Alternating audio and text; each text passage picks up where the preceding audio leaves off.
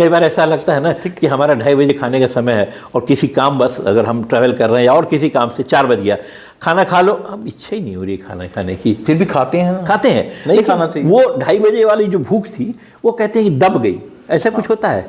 आप हर इंसान को अपने शरीर में पता है उसको कब भूख लगी है। भूख लगी है तो खाना खाना चाहिए, नहीं लगी है तो नहीं खाना चाहिए। यही जीवा लोलुपता हमारी बीमारी का कारण है, एसिडिटी का। मोटापा कम करने में भी ऐसा कुछ किचन से हम मदद ले सकते हैं? आपके किचन के अंदर सबसे अच्छी चीज़ है दालचीनी। अच्छा, जीरा है, दालचीनी है, सौंठ है, अदरक है, सौंफ है, सब कुछ तो है। आजकल जगह जगह पे स्पा और मसाज पार्लर भी खुल गए हैं, जहां लोग जाते हैं, हाईली पैसा देते हैं, और इसी को डॉक्टर साहब बहुत लोग आयुर्वेदा समझ लेते हैं। अगर आप कंपेयर करना चाहते हैं आयुर्वेद में जो अभ्यंग चिकित्सा बताई गई है और स्पा में जो अभ्यंग होता है, तो उसमें बहुत फर्क है। क्योंकि आयुर्वेद जो है वो सिर्फ अभ्यंग तेल लगाना नहीं है, आपके शरीर में 107 मर्म पॉइंट्स हैं, vital points. Means vital point बोलते हैं प्राण।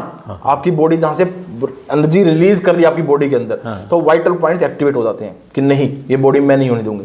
तो आयुर्वेद का अभ्यंग उन 107 पॉइंट को वेल एक्टिव स्टेट में रखता है। तो ये सबसे बड़ा फर्क है आयुर्वेद के अभ्यंग में और एक स्पा के अभ्यंग के अंदर, जो स्पा के अंदर कभी नहीं मिलेगा आपको। डॉक्टर साहब, आयुर्वेद में कहते हैं कि वात, पित्त और कफ, ये 3 चीजें इंपॉर्टेंट होती हैं। वात, पित्त, कफ सिर्फ और सिर्फ आपके शरीर के अंदर नहीं, इस पूरे ब्रह्मांड में है। आयुर्वेद में एक बोला गया है, सृष्टि और पुरुष का समानता का सिद्धांत। जो कुछ इस सृष्टि में हो रहा है जी जी, वो सब कुछ आपके अंदर हो रहा है। डॉक्टर साहब, आजकल देख रहे हैं बच्चे बच्चियां, लड़के लड़कियां सभी जिम जा रहे हैं, और जिम जाकर के फिर इतने इतने बड़े डब्बे, कोई काले, कोई पीले, कोई लाल डब्बे, ऐसे बड़े बड़े, उनको कुछ पाउडर खिलाया जा रहा है, खाओ तुम्हारी बॉडी बन जाएगी। देखो, बहुत सारे बच्चों को जो जिम जा रहे हैं उनको यही नहीं पता जो वे प्रोटीन खाने, एक्चुअली वे प्रोटीन होता क्या है, वे प्रोटीन बनता कैसे है। जी, कोई लोग सोचते हैं पौधों से बन के आया है, कुछ लोग सोचते हैं इससे बन के आया है। आपको पता है वे प्रोटीन बनता कैसे है? जी,